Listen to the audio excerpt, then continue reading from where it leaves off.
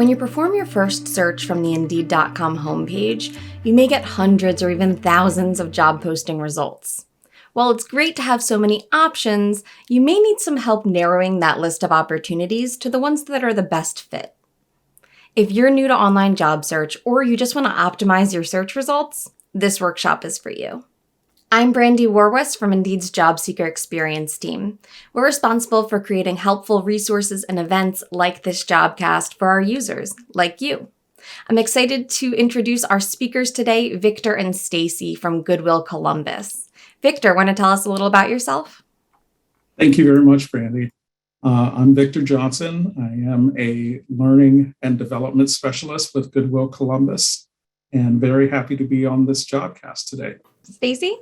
Hi, my name is Stacy Biddle. I'm an upskilling coordinator here at Goodwill Columbus with my pal Victor. I am excited to be here and excited to share this material with you.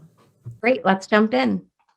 Thanks, Brandy. So we'll start off talking about our objectives. By the end of this presentation, we hope you'll have an understanding of the anatomy of a job search, advanced techniques for improved search results, and spotting and reporting job scams. So we'll get started with this.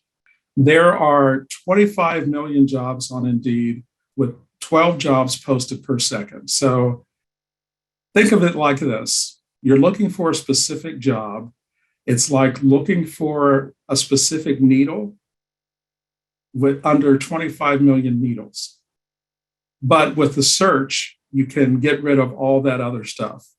It's a lot of jobs, and it can make searching overwhelming, but that's why it's important to know how you can hone in on the relevant opportunities.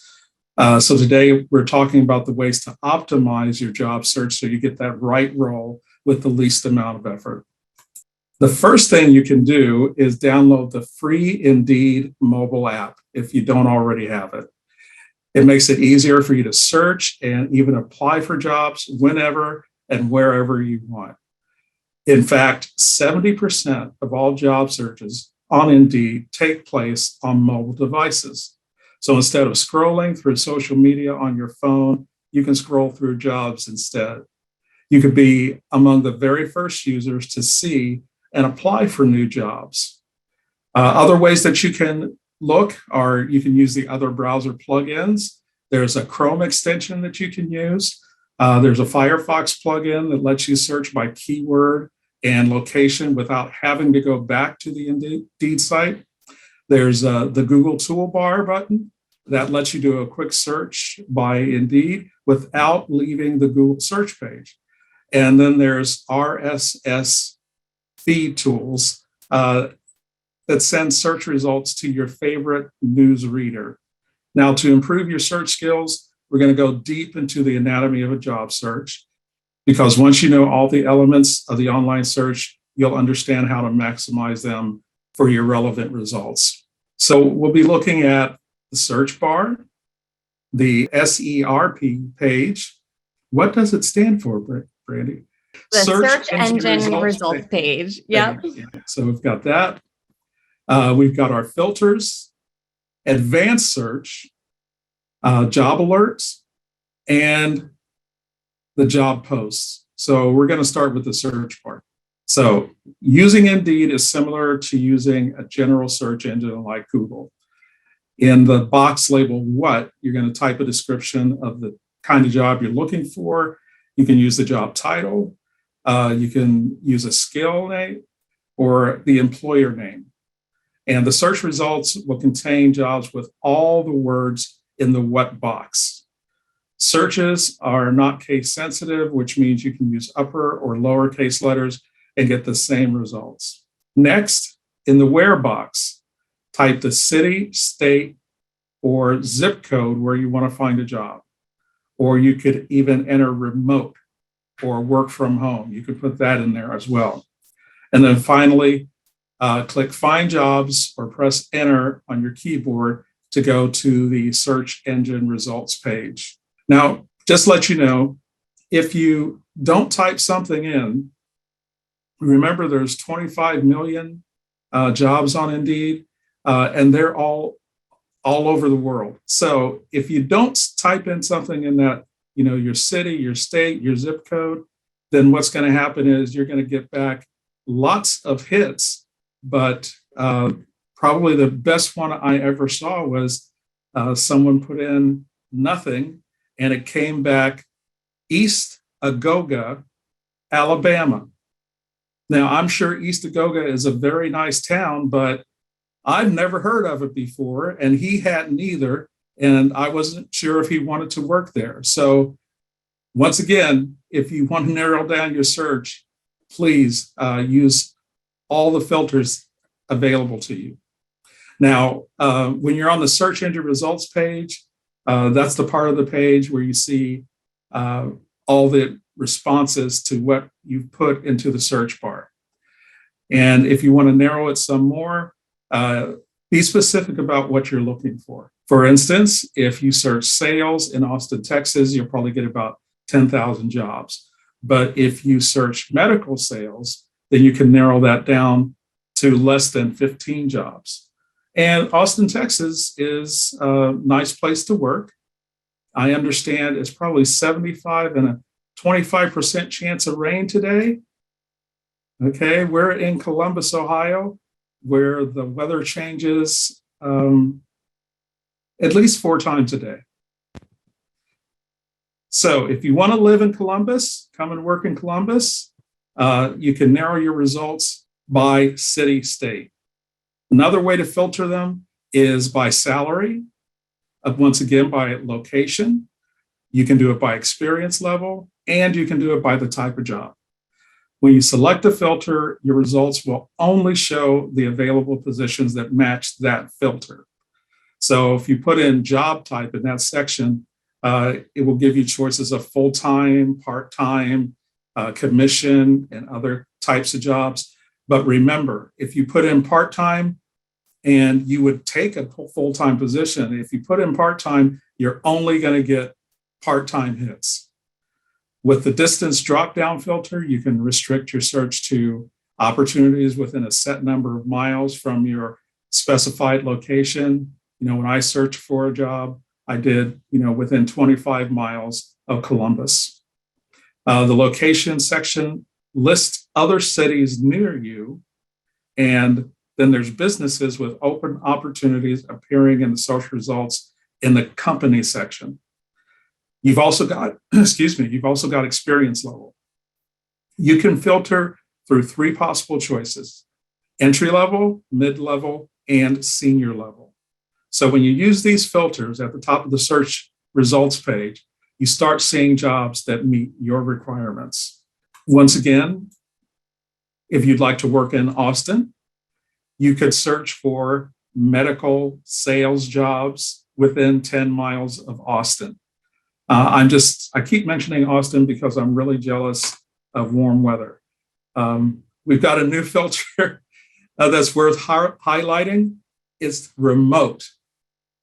And I guess with remote, I can stay in Columbus because I won't have to go outside. But remote, things have changed. So since employers now have the option to indicate if a job is remote or temporarily remote, you can look for jobs that you can do in your home. So if you're searching and applying for jobs from your phone, you can filter your results to show only those jobs that allow you to apply from your phone. The filters you see may vary depending on the job that you search for. For instance, if you look at nursing jobs, you may see additional filters for shift and schedule, specialty, license, and work setting. That's great. There's also the advanced job search, and that's next to the Find Jobs button on your search results page. So with advanced search, you can narrow or broaden your search based on things like the company, salary, or age of the job post.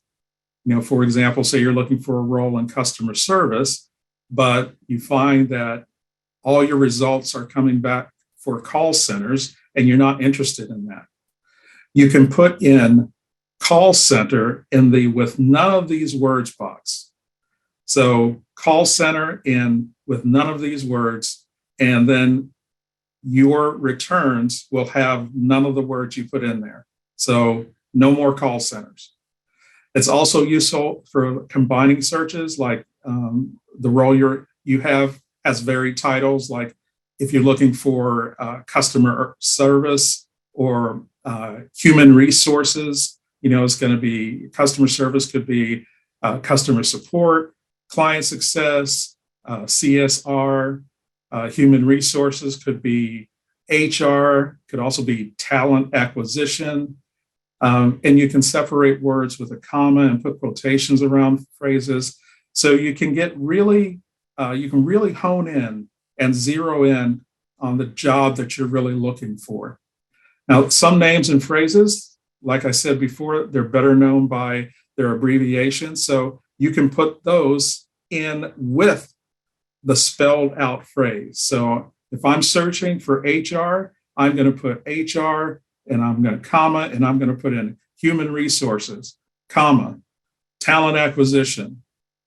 That's what I'm going to do. That will help you a lot. Now, once you've figured out the search terms, you get the right results, you can automate your search using job alerts. So job alerts are email updates about new jobs that fit your criteria. And it's convenient. You can see the new jobs as soon as employers post them. And you can create multiple job alerts, and they can be sent to you daily or weekly.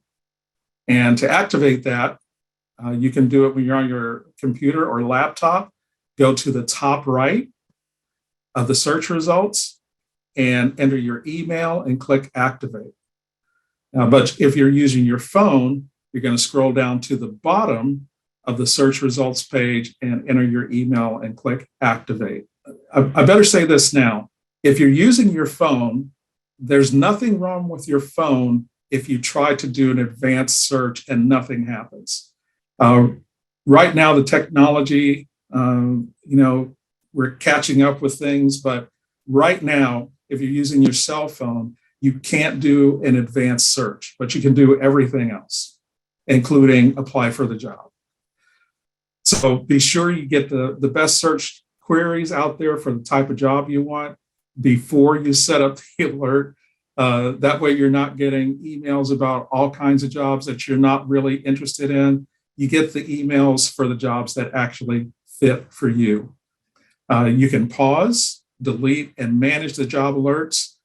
So the frequency that you're getting, you can always change that, modify it, and you can just go to your account and then in subscriptions.indeed.com, you can change those. Okay, so now let's look at the job post. The job post contains a lot of information.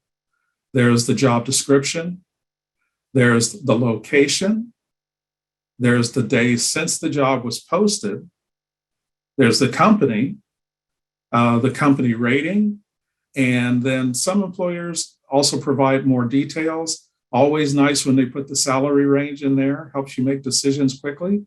And then data labels. They might say that they're urgently hiring or that they're a responsive employer. The job description should summarize the essential information about a role, and it has 4 parts.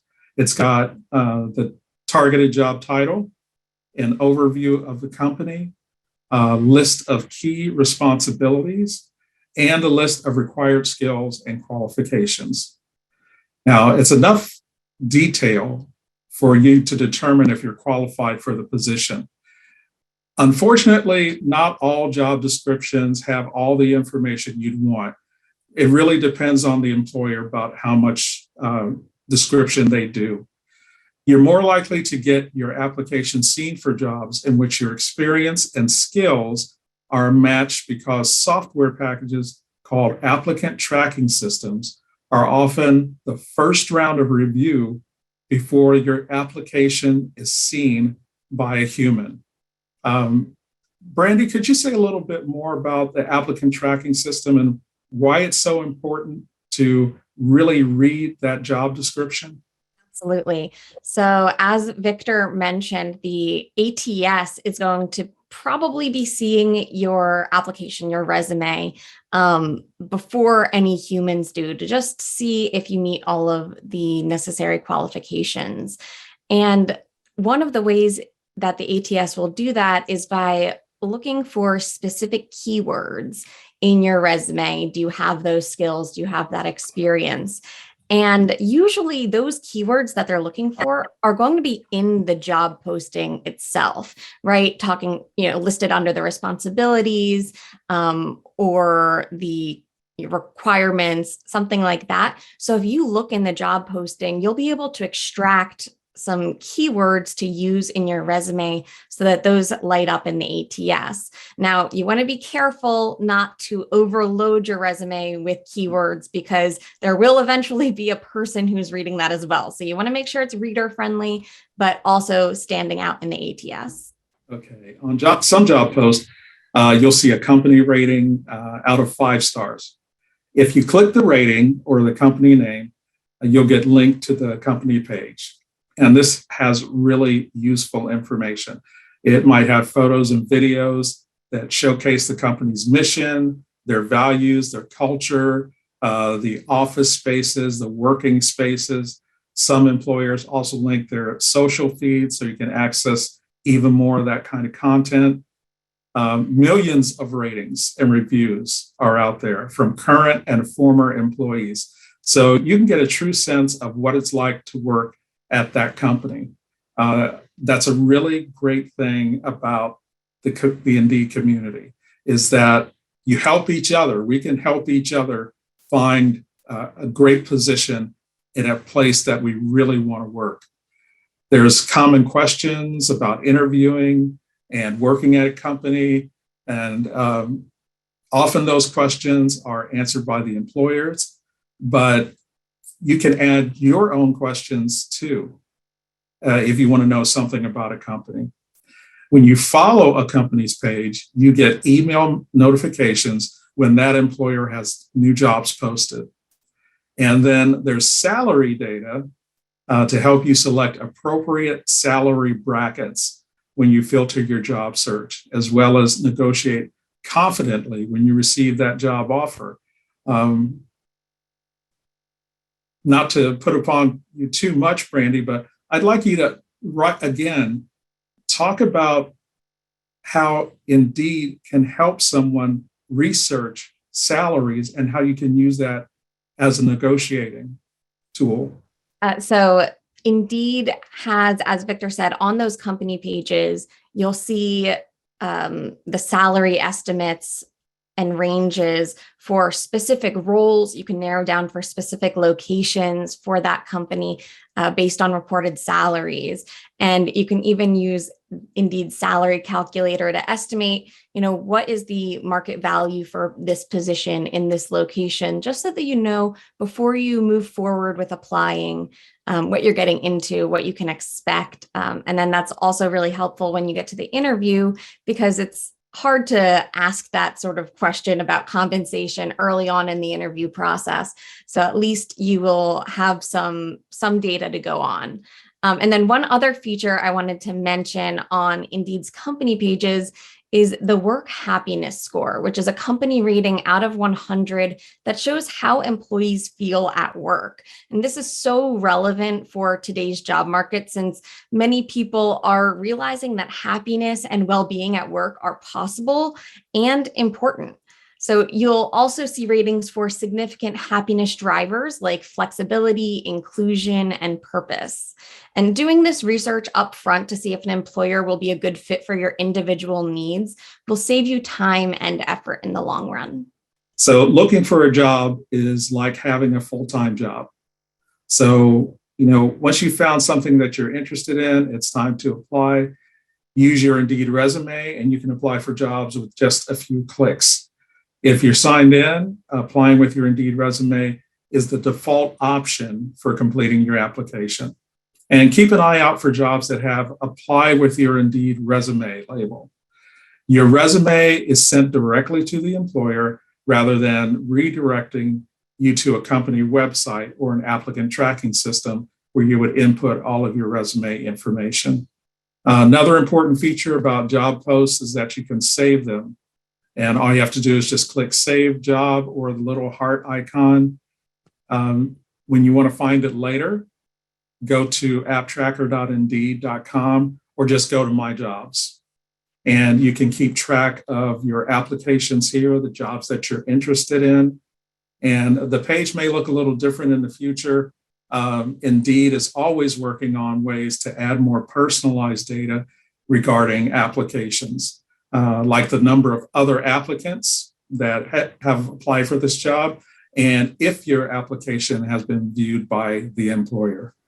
I wish I knew about the My Jobs feature when I was searching for a job, because I tried to manually track it all in a spreadsheet, what to apply to, whether I heard back or got an interview, and that got messy and hard to manage very quickly. This feature simplifies that. Plus, you can see if an employer closes out a job posting because they hired someone else, since a lot of the times they don't tell you that. So that's our anatomy of a job search. Remember the search bar, advanced search, the filters that you can use, the job alerts that you can get, and then your results from the search engine page, and the job descriptions. These are really great tools, and they save you a lot of time, a lot of effort, and help you really find what you're looking for and in a place that you would like to work. So I'm going to turn it back over to you now, Brandy.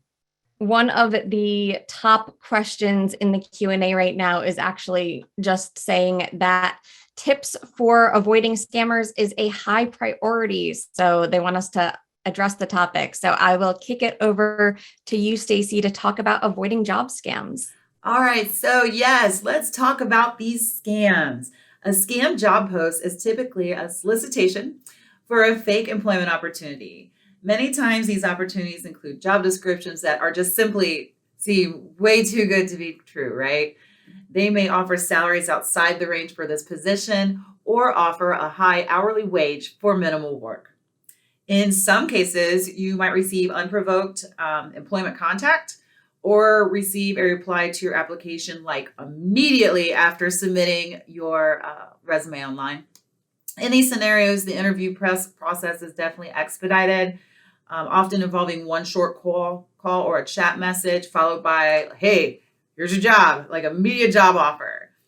Indeed has teams dedicated to protecting our users by automatically and manually removing fraudulent and low quality jobs and accounts. If a job doesn't meet Indeed's quality requirements, it is not shown to users. So, Brandy, I was just thinking, so how long does it usually take for Indeed to find and remove these fraudulent scams?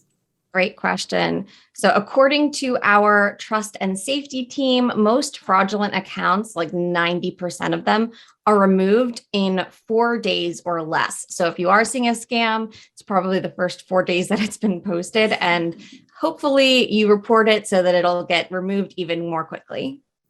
Job posting scams were around before coronavirus. As the number of people experiencing job losses increased, however, it has become even more important to be aware of how to spot these fraudulent scams. So let's talk about the common types of fraudulent scams you may see. Check scams. Check scams get people to unwittingly take on the risk of passing a bad check. Look out for scammers that offer elaborate stories about needing a personal assistant or a caregiver or someone to cash a check to make sure large purchases or transfer money for them while they're out of town. These often include stories where perhaps you're required to purchase expensive medical equipment for a family member on their behalf, or maybe that you are going to open up a new office for them in your area, right? And require you to purchase office supplies, equipment, and software using the check. Sometimes they offer to pay upfront for work that you haven't performed yet, and ask that you transfer the remainder of that check to another account for them. Shipping scams. There is no legitimate reason, no legitimate scenario where an employer should require you to reship packages from your home. These are known as reshipping scams and offer work-at-home positions, sometimes advertised as merchandise manager or package processing assistant, which actually could be a legitimate job. However, in the scam version, Duties would include receiving packages and then remailing them to foreign addresses on behalf of a client, using postage paid mailing labels provided via email from them. Unbeknownst to this new employee, right, these packages may contain merchandise bought with stolen cards, stolen credit cards, which are smuggled out of the country by the reshipping scam. Counterfeit postal money orders, which are also distributed to other scammers. After helping to smuggle these things out of the country, an employee is paid with a counterfeit check or money order. Money laundering scams. Reputable, legitimate companies should never ask you to perform financial transactions or money transfers for them, especially via Western Union, MoneyGram, or Bitcoin. Even if you are not asked to transfer any of your own money, these unsavory folks are often looking for other people to perform scam-related financial transactions so they don't have to. The last one we'll talk about is fee scams. It should not cost you money to apply for a job. Not only do fee scams fleece job seekers, they are also signs that a company is maybe involved in other shady activities. Certain legitimate expenditures like uniforms and job tools may be required after you accept a position, but generally are deducted from your salary after you begin working. Likewise, let's talk about background checks. So they're most often paid for by the employer or offered directly to you by a local government agency. And you should not be paid by you in the form of a fee to the employer. So these are some other type of fees that might be scams. So again, application fees, recruiter placement fees, interview reservations, training fees, and background check fees. All right, so let's talk about what you should and shouldn't do in order to reduce the chance that you've been scammed. Look for verifiable company email addresses. Larger, more established companies have email addresses with top-level domains that match their websites. Communications from large established companies would not usually come from publicly available domains like Yahoo, like Gmail, things that you can just automatically sign up for. If you are contacted by someone with a generic address, ask if they are able to conduct communications via a company domain email address. If they can't or they won't, definitely proceed with caution. Do watch closely for email addresses with misspelled or spoofed company names. These are often similar to, but not exactly matching the actual company name. Examples of suspicious addresses include info@company.net instead of info@company.com. Or maybe like these examples here of misspelled company names, info@company with an IE.com or info@company with way too many A's.com. Do match the job offer to your application. Avoid bait and switch scams by confirming that employers that respond to your application are referring to the job and offering that job that you applied for. Be cautious when pursuing positions with salaries, perks, and flexibility that seem too good to be true. Ask questions to confirm that the position is salaried, not commission only, and that there is a physical base of operation when a work from home opportunity is advertised. Do insist on an in-person or video interview. Be wary of job offers that come with little or no interview process. Scammers will often avoid face-to-face interviews by relying on chat services such as Google Hangouts while offering work from home positions. Always report suspicious communications to Indeed. If you are contacted by someone you suspect of fraudulent intentions or suspicious business practices, please contact Indeed immediately. All right, let's look at the don'ts. Never send any form of payment to a potential employer you apply to on Indeed. Not only is charging fees a violation of Indeed's rules for companies, these are often a type of scam. Never agree to perform any financial transaction on behalf of a potential employer. This includes accepting or making wire transfers or cashing checks that are sent to you in order to make purchases on someone else's behalf. Never agree to a job that involves opening multiple accounts and or posting ads on Indeed and or other sites. These are likely scammers, and you could become involved in activities that could put you in financial and legal jeopardy. Never accept money up front for work that you have not performed. This is a common tactic used in financial scams, and it puts you at considerable legal risk. Okay, so think you've seen a scam on Indeed? Indeed wants to know about these posts so that they can remove them from their site and continue protecting job seekers. We rely on people like you to flag suspicious job postings. If you see something that seems off, we would greatly appreciate it if you would click on that suspicious job posting, go ahead and scroll to the bottom of that job post, select the report job button, and then fill out the report this job form. You can similarly report sketchy messages or contact the support team for other issues. These reports help us remove spam, fraud, and low-quality postings and make Indeed a safer place for everyone. Indeed has created a 10-question quiz to test your ability to spot scams. So give it a try at go.indeed.com/jobscams. All right, there you have it. Let's recap. Let's go over what we talked about today. First, start your search on Indeed.com or the app. Use filters and advanced search to hone your results. Activate job alerts to automate your search. Read through job posts to find the right role for you. Research employers with company pages. Apply easily with your Indeed resume. And of course, watch out for suspicious jobs and scams. If you need more help with the transition or finding work, talk to your local Goodwill Career Center. Goodwills across the country operate independently, but all focus on some type of employment and education programs. To find a local Goodwill Career Center near you, check out this site to find more about Goodwill and how we can help.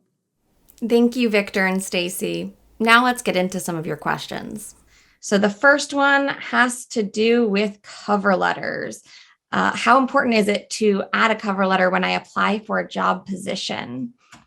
Stacy, Victor, what are your thoughts? What you want to do is set yourself apart from everyone else.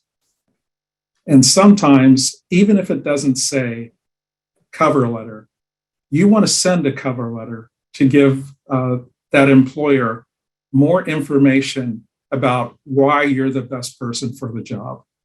I have never, ever applied for a job without sending a cover letter. And I learned that from my mentor, who ended up becoming PhD, and also he was like the chairman of his school and the college. It was one of those things I never forgot, because he kept telling me, looking for a job is to remind you that someone is looking for you, and they can't find you unless you make it easy.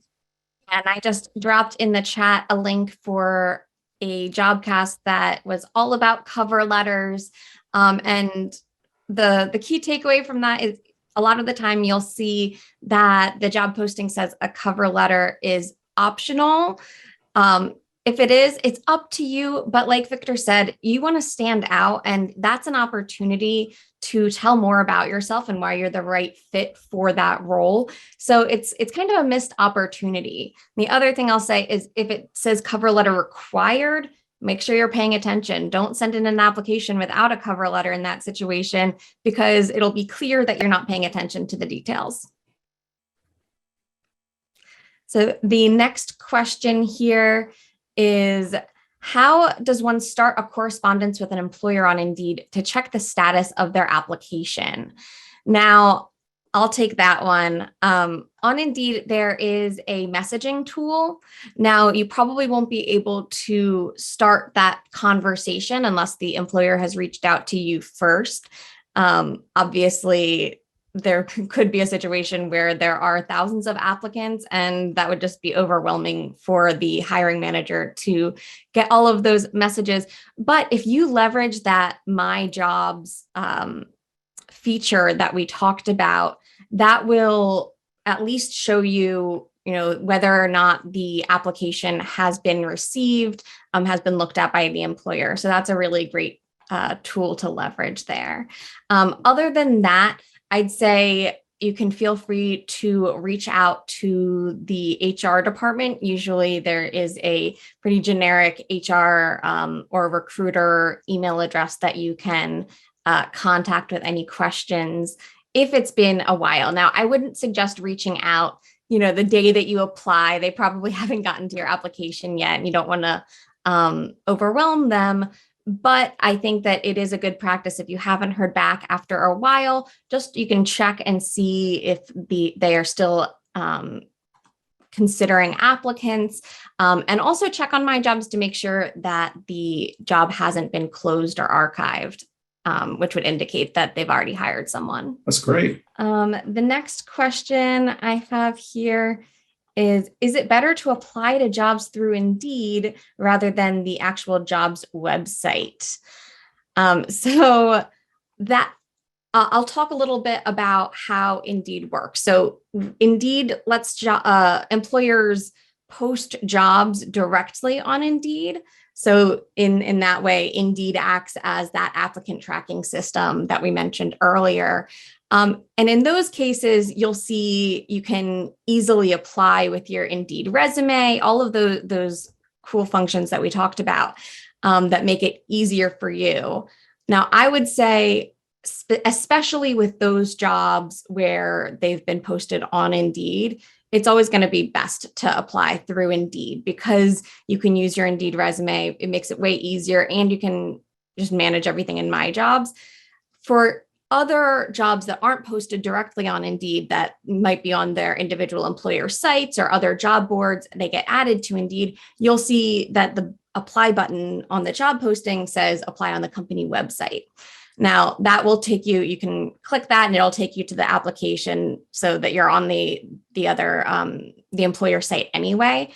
Now that's always, at least for me, those are harder because you have to fill out the whole application on the site. The benefit of applying through Indeed and with your Indeed resume is, I don't know if you guys have dealt with this before, Victor or Stacy, but a lot of the times when you're applying on an employer website, they'll have you upload your resume, but then you also have to fill in basically all of the things that you've had on your resume, your work history, your contact information. You have to input all of that separately for their ATS. So what the benefit of doing it on Indeed is that it does it all for you based on that single Indeed resume. So it just simplifies the process for you. And then, like I said, using My Jobs to keep track of everything is a huge benefit, in my opinion. So the next question here, many jobs are listed as remote, but are actually only temporarily remote or have residency requirements. How can I find fully remote positions without getting the temporarily remote listings? That's a tricky one, especially since the pandemic started. We added a lot of the remote filtering functionality. So I think the best bet for doing this, like we said earlier, is putting remote or work from home in your location box when you do your search. And then once you get to the filtering on the search engine results page, there's a remote filter and you can select remote or temporarily remote. So if you don't want temporarily remote, I would just uncheck that so that those listings aren't included. Now, that's not to say that an employer couldn't post a job as remote now and then later on say, we're opening the offices again, we expect you to come back in. But that at least sets you up for more success than just blindly applying without knowing whether or not it's temporary. Let's see the next question. How can I screen or filter the job posts? I'm seeing a lot of postings that have nothing to do with my resume or experience. So obviously, a lot of the tips that Victor gave earlier using the search functionality, the filtering, definitely that advanced search would be the best bet one thing to call out there that's really helpful about the advanced search is that sometimes there are job titles that can mean multiple things. So for instance, engineer, right? So if you just put engineer into the what box, there's going to be a lot of variety in the results you get. You might get electrical engineering or civil engineering, or you're going to get software engineering. So the more specific you can be about what you're looking for, the better. And by using that advanced search tool, it will group your words. So you can say it needs to have all of these words, not just one of them. So if you put in software engineer using the regular search, it might see engineer and include other things. But if you put it in that advanced search, you say it must include software and engineer, then it's going to be a little bit more clear in your results and give you what you want. The other thing that I'd suggest is making sure that you have your Indeed profile completed. So your Indeed profile is made up of your resume and then a couple of other questions that specify what you're looking for in terms of salary, whether you're willing to relocate, what job titles you're interested in. That data allows Indeed to get to know you better, and then we can recommend jobs based on that information. So when you get to your search engine results page, if you have that profile completed, those jobs are going to be sorted based on those preferences versus just randomly listed based on the date they were added or something like that. So the more Indeed can get to know you, the more they can actually customize your experience so that you're seeing relevant jobs. Let me see the next question here. Any advice on how to alter your job profile if you repeatedly get labeled as overqualified for junior positions and underexperienced for mid-level positions? This is particularly relevant in a weak job market, so there are a massive number of applications for most positions.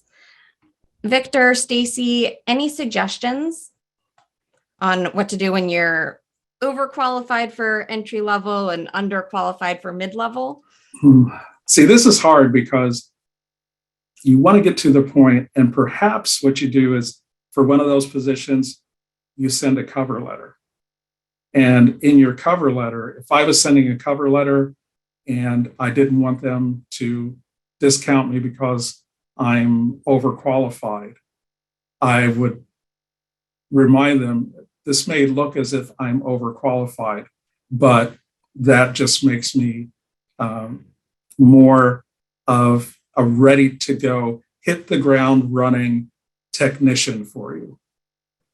And that's a really hard question because, that old thing about they want experience, but you can't get experience. So you get the job, but you can't get the job because you don't have experience. If you don't have enough experience, then you've got to talk about your training, your energy, and how quickly you learn a system. So I would say if you're having that kind of trouble, let your applications have a cover letter for your applications, and in your applications, try to address that. It may seem that I'm overqualified, but that just means I'm someone who will be able to hit the ground running, and I'm the best person for this position. Stacy, what do you think? Yeah, it's hard to expand. You pretty much nailed that, Victor. Yeah, you do have to explain exactly what your situation is. Definitely do a cover letter, and just find ways that make you stand out, right? Identify your passion, your energy, the way you can pick up things. I really don't have a whole lot to add to what Victor did because he just said everything that I was going to say. So, I mean, you can do it. That's why it's so important to have, back to our discussion about the cover letter, important to have that cover letter accompany your application and your resume.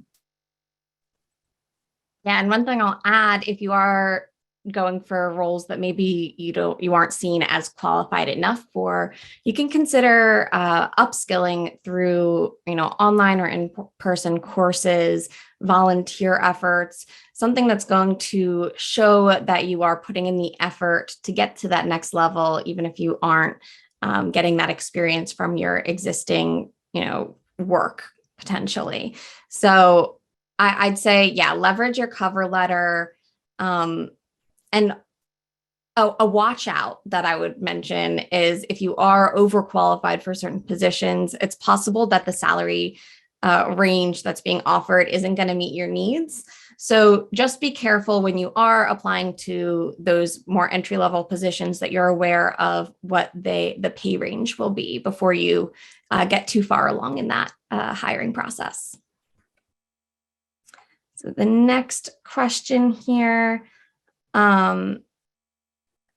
What can we do about companies that post a job with a salary, then when you do an interview, they offer far less than what they posted? Do we report that?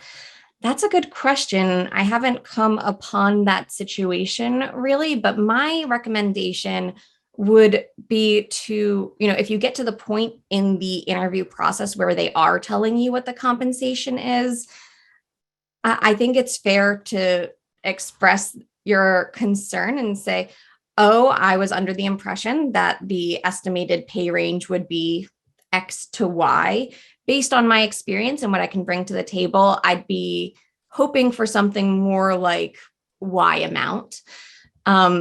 And then that is also where you can really leverage Indeed's salary tools. So if you go into the salary database or use the salary calculator, you can come with like a market value, basically. So not even just for that individual employer, but here's what, the pay is for this kind of role in this location typically.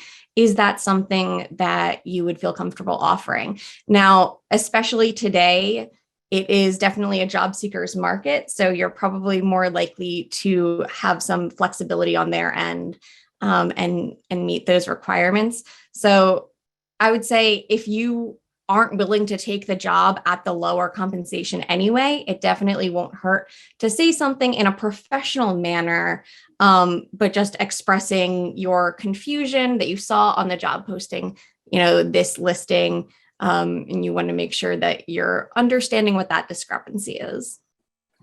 Anything to add? Yes, one thing.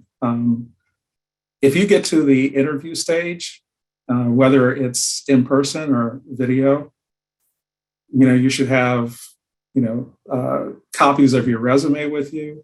You should have something to write with. You should have your questions for them ready, but you should also have a printout of the job description. And that way, if something comes back lower, you can say, well, here, I see when I looked at this, it says right here that you were offering this amount, which just gives you a little more ammunition. And of course, you don't want to get caught in a bait and switch too. So just be cautious. Yep. And I was just about to say that bait and switch. my talk of the conversation today is scams. I mean, think about that. If you feel in your gut that, something is really off here, and if that company, you feel like that was just kind of a shady practice, walk away. You don't want to work for that company anyway. If they're willing to do that, like right up front, what's going to happen down the road?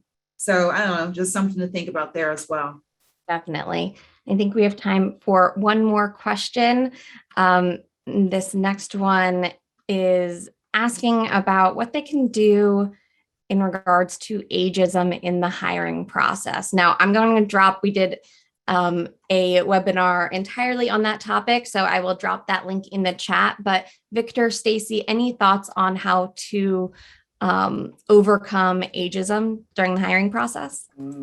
Well, during the application process, when you're doing the application or you're sending your resume or sending a cover letter, if let's say you have a bachelor's degree. If it's been more than 10 years since you earned your bachelor's degree, then leave the date off. try to leave the date off of things that would give a key to how old you are. Now, we all know that it's against the law. Ageism in hiring is against the law. That doesn't mean that people don't still unconsciously do it.